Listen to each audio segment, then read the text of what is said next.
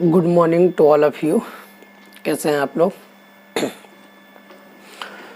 आज हम लोग जो इंडिफरेंस कर्व हम लोग पढ़ रहे थे, पिछले लेक्चर में हम लोगों ने ये देखा था कि एक कंज्यूमर जो है कहाँ अपने संतुलन को एस्टैब्लिश करता है।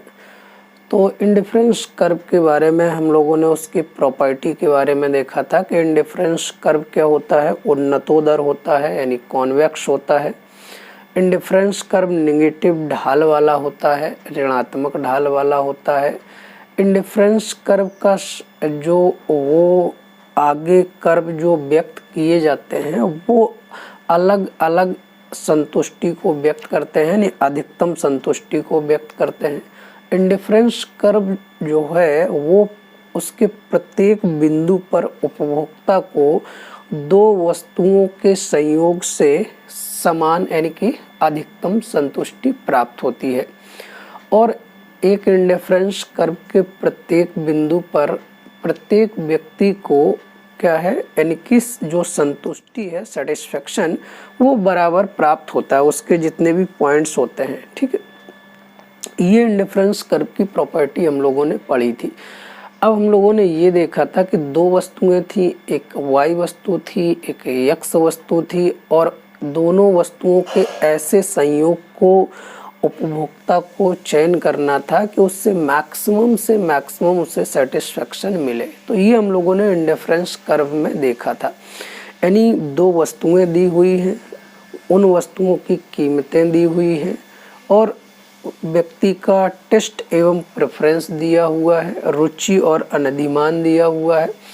ठीक है, लेकिन व्यक्ति की इनकम क्या थी, वहाँ पर इनकम क्या है, स्थिर थी, आय स्थिर थी। ठीक है, अब हम ये देख रहे हैं, जैसे हमने आपको एग्जांपल दिया था कि 24 रुपये है। अब 24 रुपये में मान लो व्यक्ति को यक्स की भी कमोडिटी कंज्यूम करना है, वाई की भी कमोडिटी कंज्यूम करना है, तो कितना यक्स और कितना वाई कंज्यूम करेगा जिससे कि वो मैक्सिमम से मैक्सिमम वस्तुओं को परचेज करे और दोनों वस्तुओं से समान संतुष्टि प्राप्त हो। तो that is called a equilibrium, यानी कि वो जो पॉइंट हम लोगों ने देखा था ये वाला।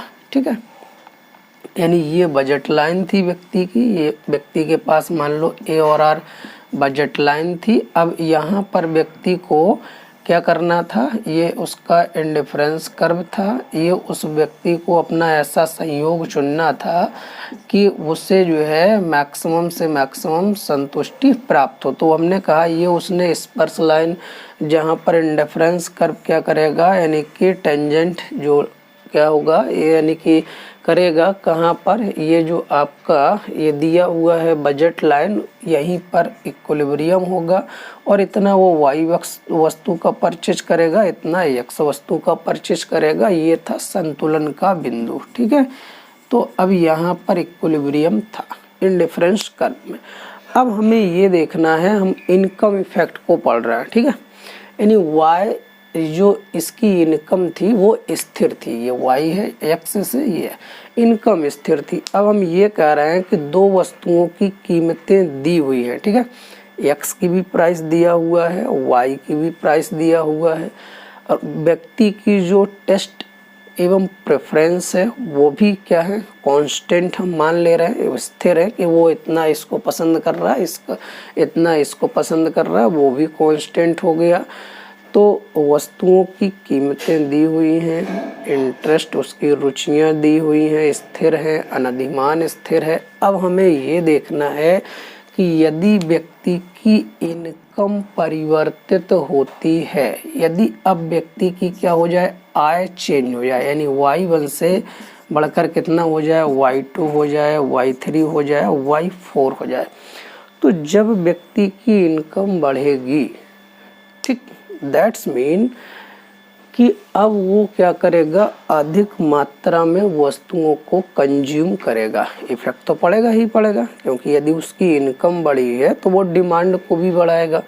तो इनकम बढ़ने से जो वस्तुओं की मांग पर प्रभाव पड़ता है, यानी वस्तुओं को वो ज़्यादा परचेज करता है या कम परचेज करता है, यानी इनकम के इंक्रीजमेंट से जो इनकम इधर नीचे की तरह हम शो कर रहे हैं, इसका मतलब बढ़ रहा है। इनकम बढ़ने से क्या हो रहा है कि वस्तुओं की जो मात्राएं हैं वो भी क्या होंगी, बढ़ेंगी। तो उस वस्तुओं की मात्राओं के खरीद पर कितना वो खरीदेगा, जो प्रभाव पड़ेगा उसी को हम लोग क्या कहते हैं, इनकम इफेक्ट।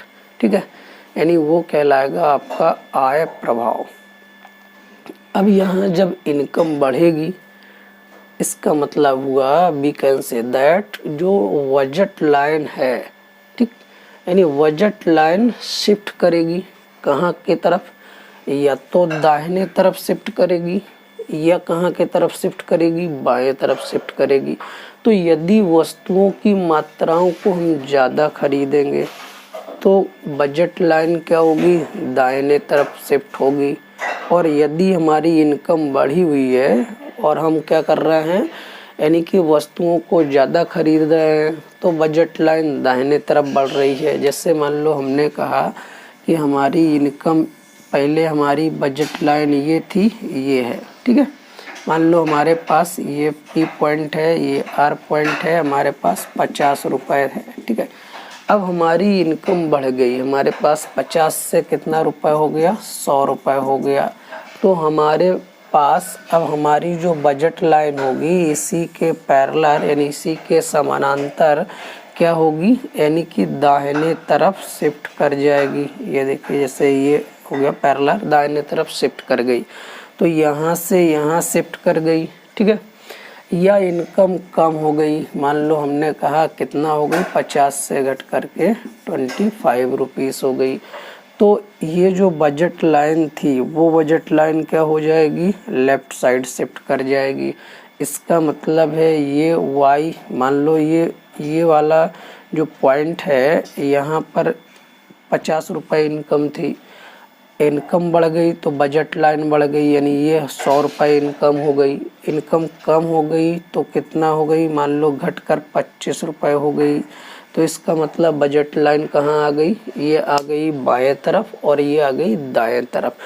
अब बजट लाइन यदि बढ़ेगी तो इसका मतलब है, या घटेगी तो इसका मतलब है कि हम दो वस्तुओं के जो संयोग को यूज कर रहे थे, x और y के संयोग को, इसका मतलब है कि अब हम, अगर हमारी बजट लाइन बढ़ती है, दाहिने तरफ शिफ्ट होती है, तो इसका मतलब है हम दोनों वस्तुओं का अधिकतम और अधिक क्या करेंगे, कंजप्शन करेंगे, और कम हो रही है तो कम करेंगे, ठीक है। अब हमें ये देखना है कि यदि हम इससे इनकम कंजप्शन कर्व कैसे फाइंड करेंगे। तो जैसे हमने कहा कि जैसे ये है, ये नहीं, मान लो ये हमारी पहले P और R बजट लाइन थी, अभी हम कह रहे हैं P1 और R1 बजट लाइन हो गई है, ठीक है।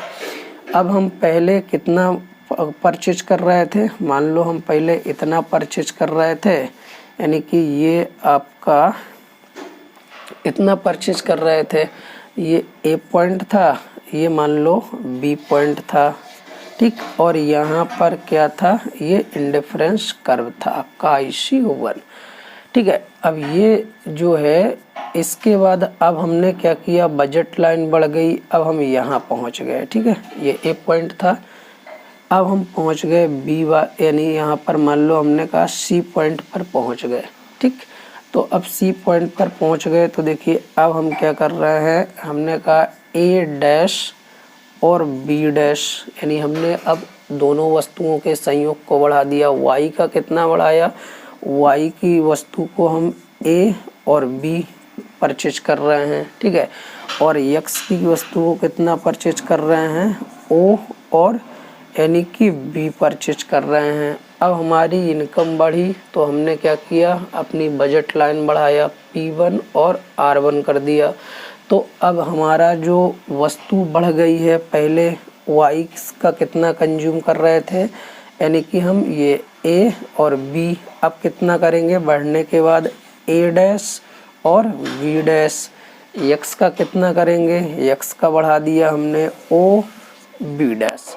इसका मतलब है यहाँ से हम कहाँ पहुँच गए, दूसरे वाले पॉइंट पर। ये इंडिफरेंस कर्व हो गया हमारा IC2। अब बजट लाइन और बढ़ेगी तो और आगे चले जाएंगे, अगर कम होगी पीछे के तरफ आएगी तो मान लो ये जो है क्या होगा और कम हो जाएगा। मान लो हमने कहा ये ए 0 पॉइंट हो गया और ये बी 0 पॉइंट हो गया। तो अगर इनकम कम होती है तो वाई का हम कितना कंज्यूम करेंगे, वाई का करेंगे A0 B0 और एक्स का कितना कंज्यूम करेंगे, एक्स का कंज्यूम करेंगे OB0। ठीक है, तो यहाँ पर यानी व्यक्ति क्या हो जाएगा, इस वाले पर आ जाएगा, ये IC0 कर्व हो गया। तो इन तीनों बिंदुओं को मिलाते हुए जो रेखा खींची जाती है, ठीक है, इन तीनों पॉइंट्स को मिला दीजिए, मिलाते हुए जो रेखा खींची जाएगी यही कहलाएगी इनकम कंजप्शन कर्व। यानी ये आपका क्या हो गया, आय उपभोग वक्र। ठीक है, इसका मतलब ये है कि यदि व्यक्ति की दो वस्तुएं जो दी हुई हैं उनकी कीमतें दी हुई हैं, एक्स वस्तु है वाई वस्तु है, उपभोक्ता की आय दिया, आय क्या हो रही है, चेंज हो रही है, आय बढ़ रही है या घट रही है, और उनकी रुचि और अधिमान क्या है, यानी स्थिर। तो यानी कि व्यक्ति की जब आय बढ़ती है तो वो अपने उपभोग में वृद्धि करता है।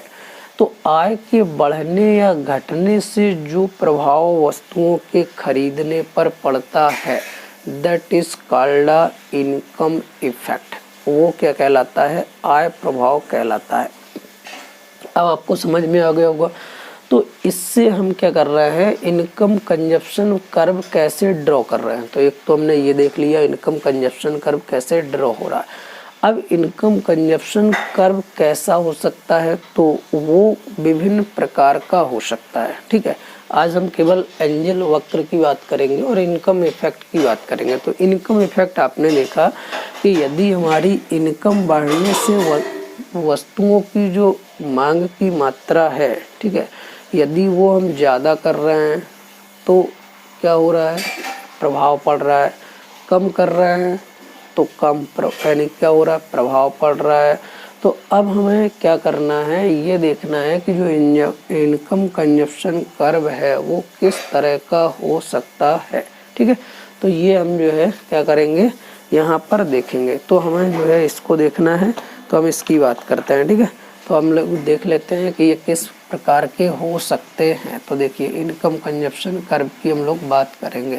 तो इनकम कंजप्शन कर्व में भी यानी कि क्या है, वेरियस टाइप्स, यानी कि विभिन्न प्रकार के हो सकते हैं। जैसे देखिए इनकम कंजप्शन कर्व की यदि हम बात करें, ठीक है, जैसे ये आपकी बजट लाइन पहली थी यानी A-B थी, आपकी बजट लाइन बढ़ गई, A1 हो गया, B' हो गया, आपकी बजट लाइन फिर बढ़ी, A'2 हो गया, B'2 हो गया। ठीक है, अब देखिए यदि आप पहले यहाँ थे, अब आप पहले यहाँ थे, फिर आप यहाँ हो, फिर उसके बाद मान लो और भी आगे आपका बजट लाइन बढ़ जाए, फिर आप जो है यहाँ हो, तो यहाँ पर 0, ये मान लो ये मान लो E पॉइंट है, ये मान लो E1 पॉइंट है, ये मान लो E"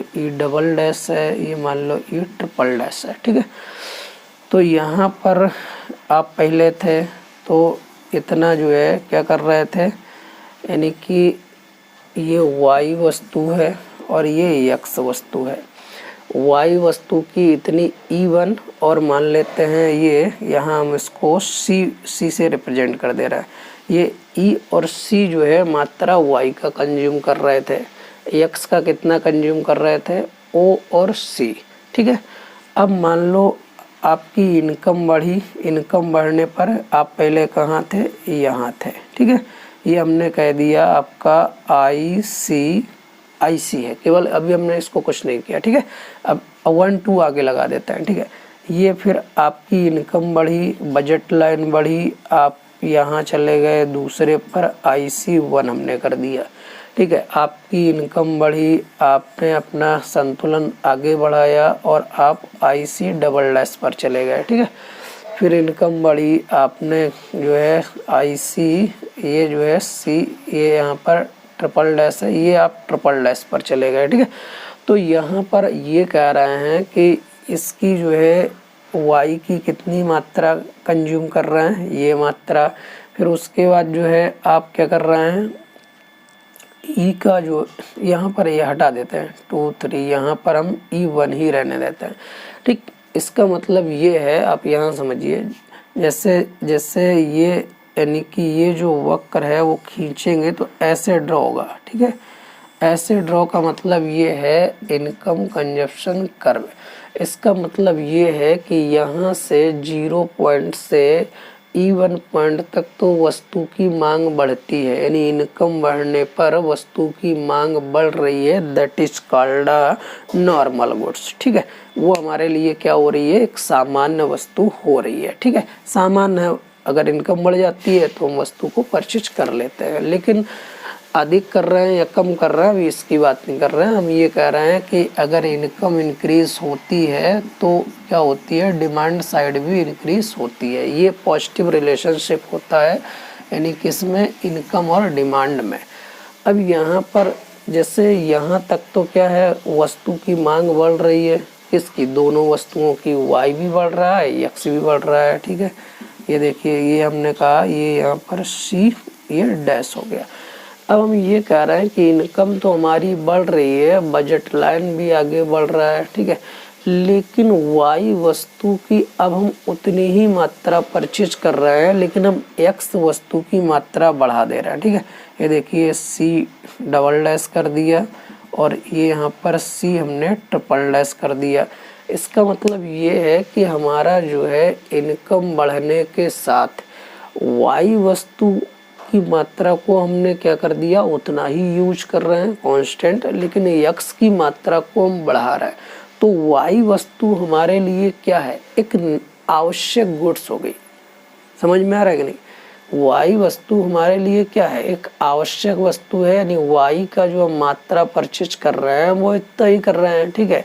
यानी कि जो E1 है ये B1 है, यहाँ देखिए E1 है, ये यहाँ ये B1 है, ठीक है। ये हम X को यहाँ आगे बढ़ाएंगे तो यहाँ हम इंडिकेट कर रहे हैं B2 B3, लेकिन Y क्या है, एक पैरेलल हो गया, जो इनकम कंजप्शन कर्व हो गया। तो इसका मतलब है हम Y की उतनी ही मात्रा परचेज करेंगे, जैसे मान लो हम यहाँ इंडिकेट कर दें, मान लो न्यूमेरिकल वैल्यू में यानी 10 है, तो इसका मतलब है हम Y को 10 ही परचेज कर रहे हैं और X को मान लो हम यहाँ बढ़ा दें, जैसे हमने कहा ये 2 है, 4 है, 6 है, 8 है, इस तरीके से 10 है, तो हम X को क्या कर रहे हैं, ज़्यादा बढ़ा रहे हैं।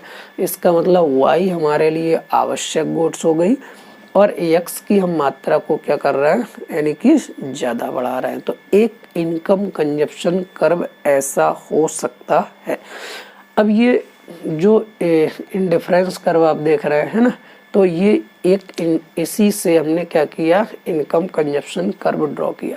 दूसरा इनकम कंजप्शन कर्व कैसा हो सकता है, हमारे लिए ऐसा हो सकता है, जैसे हमारी ये बजट लाइन है, ये हमारा इनकम बढ़ रहा है तो हमारी बजट लाइन बढ़ रही है, यानी मान लो ये A हो गया, ये B हो गया, ये A डैश हो गया, ये B डैश हो गया, ये डबल डैश हो गया, ये B डबल डैश हो गया, ठीक है। अब मान लो हमारी इनकम बढ़े तो पहले हम यहाँ थे, फिर हम यहाँ चले गए, फिर हम यहाँ चले गए, ठीक है। यानी कि हमारी इनकम बढ़ रही है तो हम पहले यहाँ पर थे संतुलन में, ये IC1 हो गया, फिर अब यहाँ पहुँच गए संतुलन में, ये IC2 हो गया, फिर हम यहाँ पहुँच गए संतुलन में, IC3 हो गया। अब ये तीनों को मिलाते हुए जो हम रेखा ये खींचेंगे, ये आपका कहलाएगा इनकम कंजप्शन कर्व। ये आपका हो गया आय उपभोग वक्र, कौन सा, ये वाला, ठीक है। तो अब देखिए यहाँ पर आप देखेंगे, यानी कि इस वाले पॉइंट पर ये मान लो O पॉइंट हो गया। अब यहाँ पर देखेंगे, ये मान लो हमने कहा यानी कि X पॉइंट हो गया, ठीक है। यानी ये X वस्तु है और ये Y वस्तु है, इधर वाले X पर। तो ये हमने कहा यानी ये छोड़ो क्यू मान लो यहाँ पर, ठीक है, ये क्यू हो गया। तो हमने कहा जब इनकम पहले हमारी ए और बी के यानी बजट लाइन पर थी, हमारी इनकम इतनी थी, तो हमारा बजट लाइन यह था, तो हम क्या कर रहे थे, यक्स का ओ और क्यू मात्रा परचेज कर रहे थे, और वाई का हमने कहा मान लो कितना इंडिकेट कर दिया, ये मान लो ओ है, यानी वाई का हम कितना परचेज कर रहे थे, ओ और क्यू, ये वाई वाला है, ठीक है, तो इतना परचेज कर रहे थे। फिर हमने कहा अब हमारी इनकम बढ़ी तो हमारा बजट लाइन भी आगे की तरफ शिफ्ट हो गया, हमारी आय बढ़ गई तो हमारा बजट बढ़ गया। तो जब बढ़ा, लेकिन हमने क्या किया, हम यक्स का उतना ही मात्रा परचेज कर रहे हैं, यानी जितना क्या कर रहे थे पहले कर रहे थे, वाई की मात्रा को हमने क्या कर दिया, बढ़ा दिया, ठीक है। तो हमने वाई की मात्रा को क्या कर दिया, बढ़ा दिया। मान लो ये हमने क्या किया था, वाई जो है यहाँ पर था, तो यहाँ पर हमने वो वाई खरीदा था।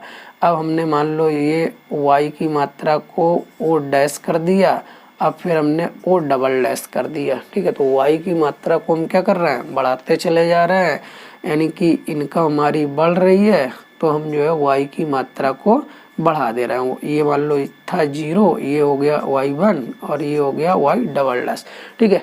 तो इसका मतलब है जो यक्स वस्तु है वो हमारे लिए यक्स वस्तु क्या हो गई, ये वस्तु हो गई आवश्यक, ठीक है, क्योंकि अब हम इसका इतना उपभोग करेंगे ही करेंगे, जबकि y वस्तु हमारे लिए क्या है, यानी कि नॉर्मल गुड्स है, या वो और भी अच्छी गुड्स हो सकती है।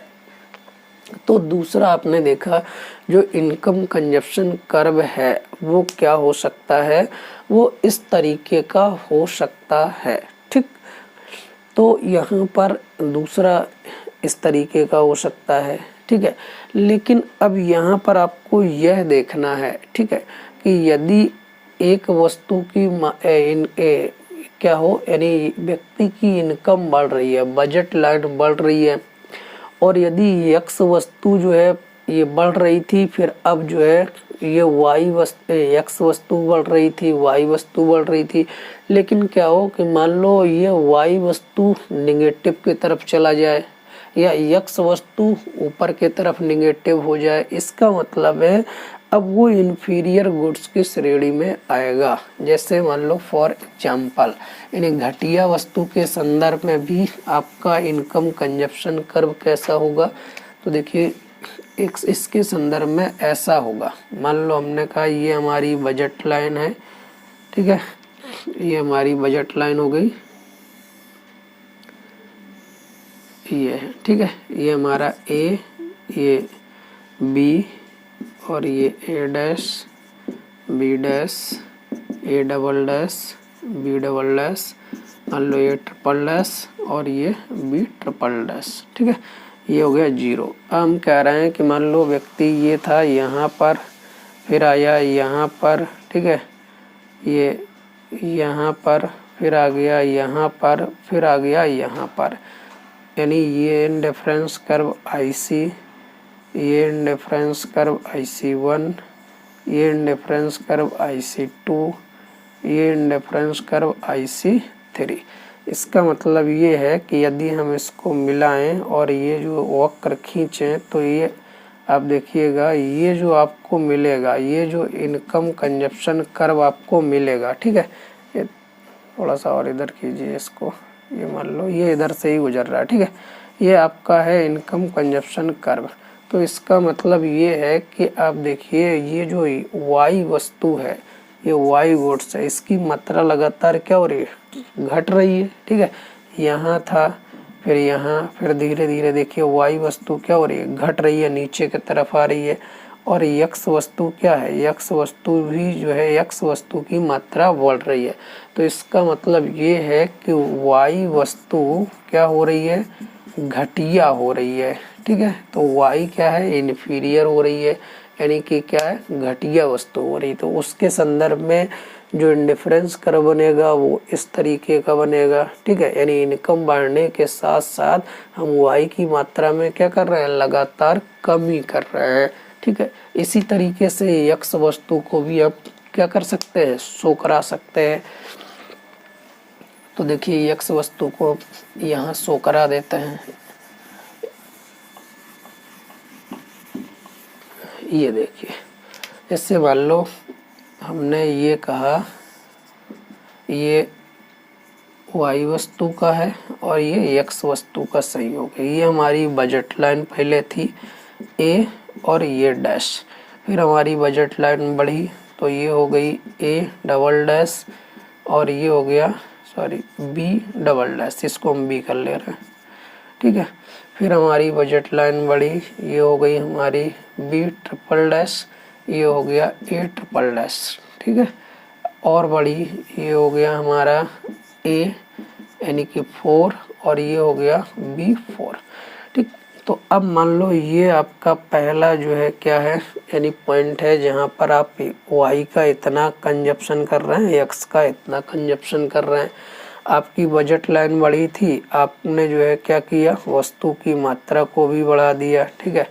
आपकी बजट लाइन बढ़ी थी, आपने वस्तु की मात्रा को और भी यहाँ ले आए, बजट लाइन बढ़ी थी और भी यहाँ ले आए, यानी इस वाले पॉइंट पर हो गए, इस वाले पॉइंट पर, इस वाले पॉइंट पर आप संतुलन में हैं। इसका मतलब ये है कि x वस्तु की जो मात्रा है, अब ये देखिए x वस्तु की मात्रा लगातार क्या होती चली जा रही है, कम होती चली जा रही है, ठीक है। इसको आप इस तरीके से मिलाएंगे, ये जो है लगातार क्या हो रही है, कम हो रही है पहले के अपेक्षा। यानी कि मान लो ये इतना यहाँ तक तो क्या था, x की मात्रा बढ़ रही थी, फिर x की मात्रा यहाँ पर क्या होने लगी है, कम होने लगी है। ये वाला जो ग्राफ है वो थोड़ा सा आप और ऊपर कर दीजिएगा, इधर खिसका दीजिएगा ये इधर, ताकि x में क्या हो, आपको कमी नजर आए। जैसे मान लो ये ऐसा हो जाए, यानी कि ऐसे चले और ऐसे दिखने लगे, इसका मतलब ये है कि यहाँ तक तो ये वस्तु जो है जो बढ़ रही है वो यहाँ तक तो क्या है, यानी कि यहाँ तक, ये यहाँ तक का स्लोप क्या है, नॉर्मल स्लोप है। इनकम बढ़ रही है, बजट लाइन बढ़ रही है, यानी इनकम बढ़ी, ये आपकी बजट लाइन बढ़ गई। अब लेकिन यहाँ भी इनकम बढ़ी, यहाँ भी बजट लाइन बढ़ गई, लेकिन अब आपकी इनकम बढ़ रही है, लेकिन अब आपकी जो मांग की मात्रा है वो क्या होने लगी, लगातार कम होने लगी। तो ये यानी क्या होने लगी, वस्तु घटिया होने लगी। तो इसलिए यहाँ पर जो ICC कर्व है वो क्या है, यानी कि यहाँ की तरफ ऋणात्मक हो रहा है। किस वस्तु के लिए, x वस्तु के लिए। इसलिए जो x वस्तु है वो x वस्तु अब क्या होने लगेगी, घटिया होने लगेगी, ठीक है। तो ये x वस्तु क्या होने लगी, घटिया होने लगी। अब नॉर्मल की कंडीशन में क्या होता है, तो देखिए नॉर्मल की कंडीशन में क्या है कि नॉर्मल की कंडीशन ये है कि यदि व्यक्ति की इनकम बढ़ रही है, बजट लाइन शिफ्ट हो रही है, तो दोनों वस्तुओं की क्या करेगा, वो मांग को बढ़ाएगा। जैसे हमने ये बताया, ये वाला पॉइंट, ये वाला पॉइंट, ये वाला पॉइंट, ठीक है। ये आपका IC3 हो गया, ये आपका IC2 हो गया, ठीक है, और ये आपका IC1 हो गया, ठीक है। तो अब ये जो है इन तीनों को मिलाएंगे तो इस तरीके का होगा ICC कर्व। ये मान लो A dash, A double dash और ये y वस्तु है ये, और ये मान लो b, ये b डैश और ये b डबल डैश, ठीक है। ये x वस्तु है। तो अब यहाँ पर देखिए, जैसे यहाँ दोनों वस्तुओं के इनकम बढ़ेगी तो दोनों वस्तुओं के संयोगों को क्या किया जा रहा है, बढ़ाया जा रहा है। और वो जो है व्यक्ति क्या है, वो वस्तु उस व्यक्ति के नज़र में नॉर्मल गुड्स है, सामान्य वस्तु के संदर्भ में ऐसा हो रहा है। यानी इनकम बढ़ रही है तो बजट लाइन भी बढ़ रही है और उसकी जो है दोनों वस्तुओं के अधिकतम संयोग भी बढ़ रहे हैं। लेकिन अब इन सभी फिगर्स को हम जो है एक ही फिगर्स में ड्रॉ कर दें। जैसे किस तरह से क्या होता है, तो यहाँ पर देखिएगा हम इसको इस तरह से ड्रॉ कर दे रहे हैं, इसी वाले ग्राफ को यहाँ पर हम ड्रॉ कर दे रहे हैं। जैसे मान लो हमने ये कहा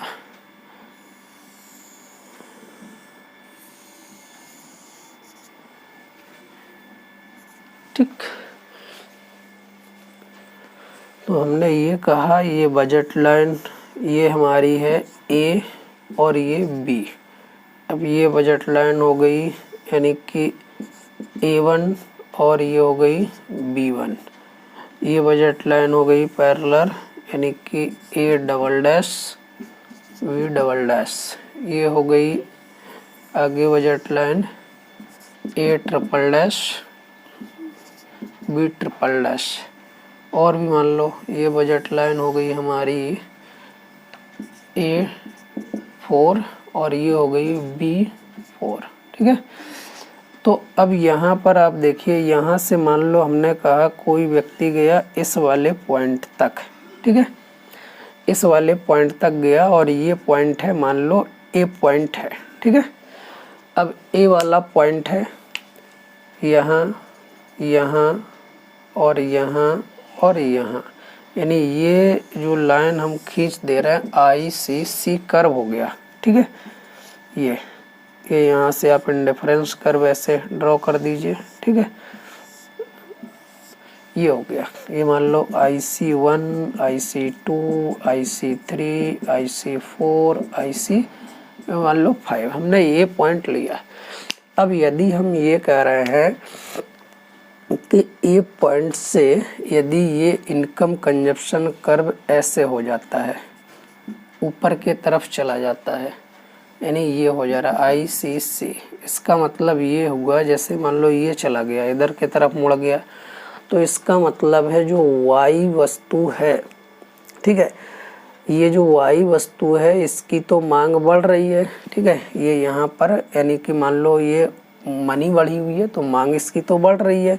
ये Y वस्तु है, इसकी तो मांग बढ़ रही है, यानी यहाँ था, अभी देखिए यहाँ था, यहाँ हो गई, यहाँ हो गई, यहाँ हो गई, तो Y वस्तु बढ़ रही है इनकम के साथ। लेकिन X वस्तु क्या हो गई, X वस्तु जितना था उतना ही है। ठीक है, तो यहाँ पर जितना था उतना ही है, तो हम ये कह सकते हैं A पॉइंट से, ठीक है, A पॉइंट से ये मान लो हमने कहा P पॉइंट, तो P पॉइंट तक X वस्तु क्या है, A से P तक जो है, जो X वस्तु है वो क्या हो गई, आवश्यक वस्तु हो गई हमारे लिए। समझ में आ रहा है, ये आवश्यक हो गया। अब हम ये कहें कि इसी तरह से A पॉइंट से यहाँ तक नॉर्मल गुड्स है, A तक, A पॉइंट से यहाँ पर आप देखिए अगर हम ऐसे ड्रॉ कर दें एक ICC कर्व, ठीक है, एक ICC कर्व हमने क्या कर दिया, इस तरीके का ड्रॉ कर दिया। ठीक, तो इसका मतलब ये हुआ कि ये जो है वो, ये जो है इसका मतलब ये है कि ये जो Y वस्तु है, यानी कि ये Y वस्तु, अब हम यहाँ पर ये मान लो हमने Q पॉइंट कर दिया, ये A पॉइंट हो गया, ये Q पॉइंट हो गया, तो A से Q तक के लिए जो Y वस्तु है, Y वस्तु की तो हम उतनी ही मात्रा मांग रहे हैं बराबर, लेकिन X वस्तु की मात्रा क्या हो रही है, बढ़ रही है। देखिए इन पॉइंटों पर क्या हो रही है, बढ़ रही है, X यहाँ इंक्रीज हो रहा है। तो यहाँ पर हम ये कह सकते हैं A से O, A से Q तक जो ये रेंज है, ये यहाँ पर क्या है, Y वस्तु क्या हो गई है, आवश्यक हो गई है। ठीक है, ये Y वस्तु नेसेसरी वस्तु हो गई है। अब हम ये कह रहे हैं कि अब मान लो ये जो ग्राफ है A से नीचे के तरफ चला जाए, ऐसा चला जाए, A से ये डाउनवर्ड हो रहा है, ऐसे चला जाए ये ग्राफ, इसका मतलब है देखिए Y वस्तु की मात्रा क्या है, इनकम बढ़ने के साथ अभी यहाँ तक Q तक क्या थी, यानी कि उतना ही मांग रहे थे, आवश्यक थी, लेकिन अब Y वस्तु उपभोक्ता की नज़र पे क्या हो गया, घटिया हो गया है। क्यों हो गया है, क्योंकि Y की मात्रा में लगातार इनकम बढ़ने के साथ क्या हो रहा है, कमी हो रहा है। तो देखिए अभी इतना हो गया, फिर इतना हो गया, फिर इतना हो गया, यानी हम ये मान लो A से हम यहाँ पर यानी Z पॉइंट दे देते हैं, तो A से लगातार Z पॉइंट तक क्या हो रहा है, A से जो Q तक है, यानी कि वो क्या है, Y वस्तु आवश्यक हो गई, A से P तक क्या है, X वस्तु आवश्यक है। अब A से Z तक क्या हो रहा है, यानी कि जो Y वस्तु है वो क्या है, घटिया हो रहा है।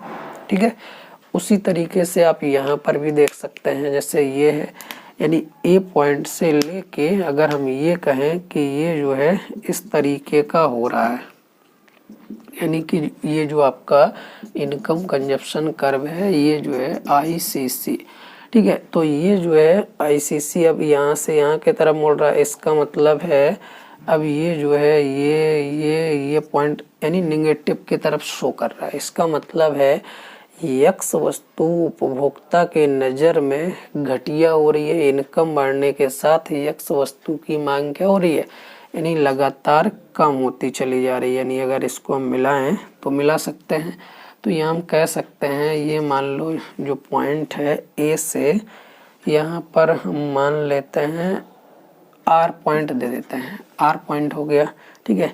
तो ए से आर वाला जो पॉइंट है यहाँ पर यक्स वस्तु क्या हो रहा है, घटिया हो रहा है, ठीक। तो यहाँ पर घटिया हो रहा है।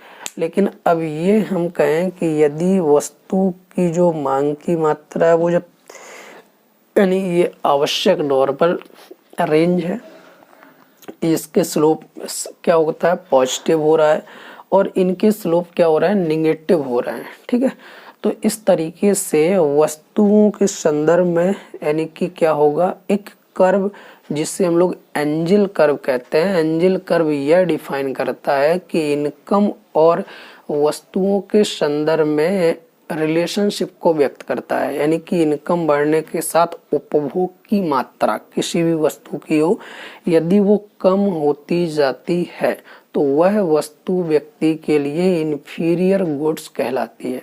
तो यहाँ पर देखिए, मान लो हम यहाँ पर एंजल कर्व को ड्रॉ करते हैं, ठीक है। ये हो गया, ये आपका जो है, जैसे मान लो हमने ये कहा थोड़ी देर के लिए एंजल कर्व को ड्रॉ कर दे रहा है, ठीक है।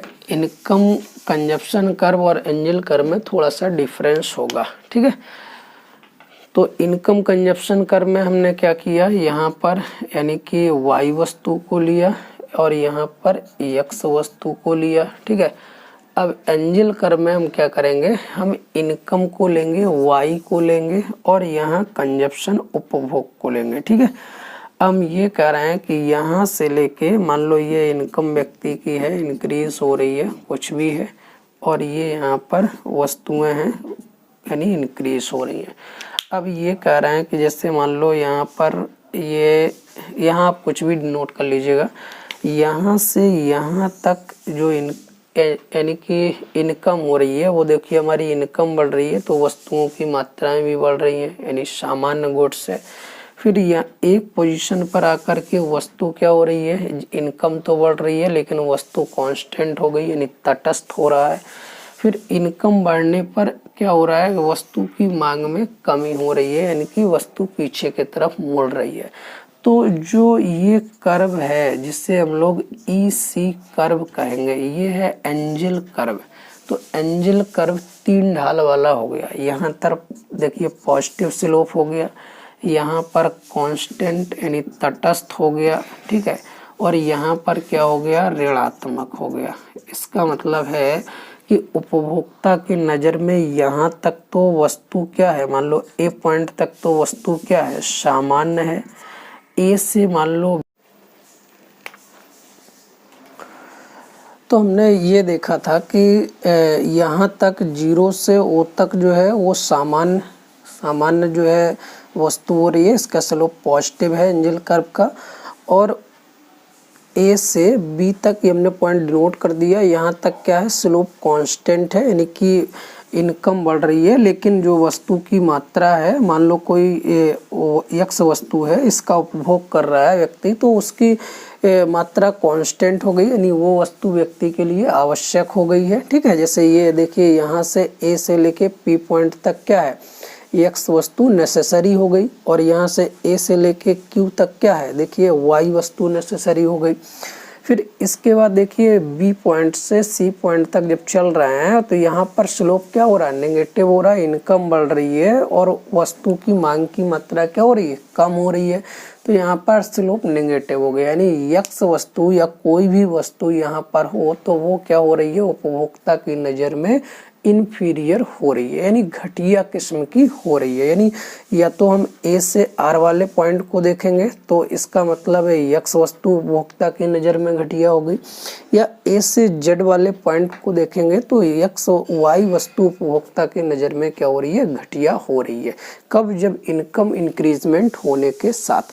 तो यहाँ पर यानी जो एंजल कर्व है वो रिप्रेजेंट कर रहा है क्या, कि ये व्यक्ति की जैसे जैसे इनकम बढ़ रही है, व्यक्ति वस्तुओं की उपभोग जो करता है वो बढ़ाता है वस्तुओं के उपभोग की मात्रा को, लेकिन कुछ वस्तुओं की मात्राओं को वो क्या कर देता है, यानी कांस्टेंट उतना ही परचेज करता है, लेकिन कुछ वस्तुओं की मात्रा को इनकम बढ़ने के साथ वो क्या करता है, कम करता है। वो वस्तुएं उस व्यक्ति की नज़र में घटिया हो जाती हैं। जैसे फॉर एग्जांपल हम एक सामान्य सा उदाहरण देख लेते हैं। जैसे मान लो हम कभी ट्रेन में सफ़र करते हैं, आप कभी ट्रेन में सफ़र कीजिए जनरल बोगी में, या आपके वो जो स्लीपर्स बोगी है किसी भी बोगी में आप जाइए, तो आप देखिए जैसे जनरली जो वेंडर्स होते हैं वो मूंगफली बेचने वाले जो होते हैं वो ठंडी के मौसम में क्या कहते हैं, ये जो है या क्या ठंडी का बादाम है, वो मूंगफली को बादाम के समय बादाम को बता करके बेच देते हैं। जो नॉर्मल लोग हैं, जो इनकी इनकम बहुत कम है, वो क्या करते हैं, वो इसको मान लेते हैं थोड़ी देर के लिए कि ये बादाम के तरह ही काम करती है, ठीक है। यानी कि वो मान लिया, हमने ऑब्जर्व कर लिया, ऐसा हम लोग मानते हैं कि उसको हम लोग जो, जबकि वो एक्चुअल में बादाम नहीं है, वो क्या है, मूंगफली है, और वो उसको बादाम समझ के कंज्यूम कर रहा है।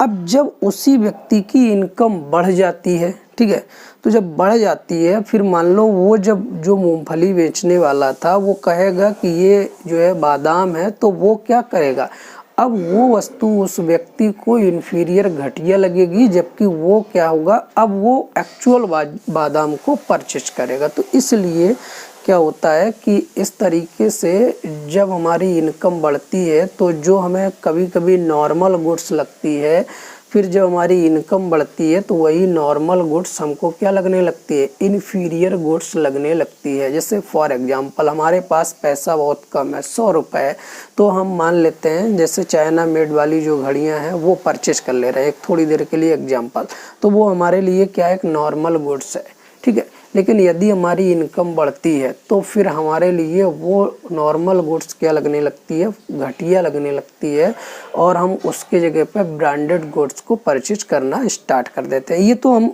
ऐसे जनरली कुछ चीज़ों को बता रहे हैं आपको समझने के लिए, आप इन चीज़ों को समझ सकते हैं, इनसे रिलेट करके आप किसी भी वस्तु के एग्जाम्पल को ले सकते हैं। वो वस्तु जो आपके लिए नॉर्मल लग रही थी वो वस्तु आपके लिए घटिया हो सकती है। जैसे फॉर एग्जाम्पल अच्छा उदाहरण टमाटर का, मार्केट में जब टमाटर आता है फ्रेश होता है, ताज़ा होता है, 30 रुपये किलो 40 रुपये किलो आप बिकता है, तो आप उसको क्या करते हैं, कम परचेज करते हैं। लेकिन आपकी इनकम बढ़ती है, तो इनकम बढ़ने के साथ अगर मान लो क्या हो रहा है कि इनकम बढ़ रही है, तो इनकम बढ़ने के साथ आप अब वो टमाटर कई दिन का हो रहा है, 3 दिन 4 दिन 5 दिन का हो रहा है, तो उसकी क्वालिटी भी क्या हो रही है, डिक्रीज़ हो रही है। और फिर उसके साथ ही क्वालिटी डिक्रीज़ हो रही है तो प्राइस भी डिक्रीज़ हो रहा है। प्राइस डिक्रीज़ होने के साथ उसका डिमांड बढ़ना चाहिए, लेकिन कंज्यूमर उसका डिमांड नहीं करता है। क्यों? क्योंकि वो अब उसकी क्वालिटी क्या हो गई है, गिर गई है, घटिया हो गई है, और वो उपभोक्ता के नज़र में क्या है, एक निकृष्ट वस्तु है। तो हम ये कह सकते हैं जनरली कि जो घटिया वस्तुएं हैं हमारे नज़र में वो तब होने लगती हैं जब हमारी इनकम क्या होती है, बढ़ती है, और फिर हम उस नॉर्मल गुड्स को उस नज़र से देखते हैं कि ये हमारे लिए क्या है, इन्फीरियर गुड्स है, ठीक है। तो ऐसा सोसाइटी में होता है, लोग जो है दूसरे वस्तुओं को जो है क्या करते हैं, उनकी इनकम बढ़ने के साथ वो इफेक्ट होता है। तो ये थे यानी कि आपका आय प्रभाव और एंजल कर्व। एंजल कर्व और इनकम कंजप्शन कर्व में थोड़ा सा डिफरेंस है। Difference between income consumption curve and angel curve क्या डिफरेंस है? डिफरेंस ये है कि जो वर्टिकल लाइन्स है यानी कि लंब अक्ष है, वहाँ पर हम इनकम कंजप्शन कर्व में वाई वस्तु को रिप्रेजेंट कर रहे हैं, और एक्स अक्ष पर हम क्या कर रहे हैं, एक्स वस्तु को रिप्रेजेंट कर रहे हैं, वस्तुओं को रिप्रेजेंट कर रहे हैं, ठीक है। लेकिन हम एंजल कर्व में क्या कर रहे हैं, एंजल कर्व में हम वर्टिकल लाइन पर इनकम को रिप्रेजेंट कर रहे हैं, और जो हमारा एक्स अक्ष है यानी कि हॉरिजॉन्टल लाइन, वहां पर हम वस्तु को रिप्रेजेंट कर रहे हैं। तो ये डिफरेंस है बेसिकली थोड़ा सा इनकम कंजप्शन कर्व और आपका एंजल कर्व में, ठीक है। तो यहाँ से प्रश्न जरूर आएगा, आप इसको नोट कर लीजिएगा।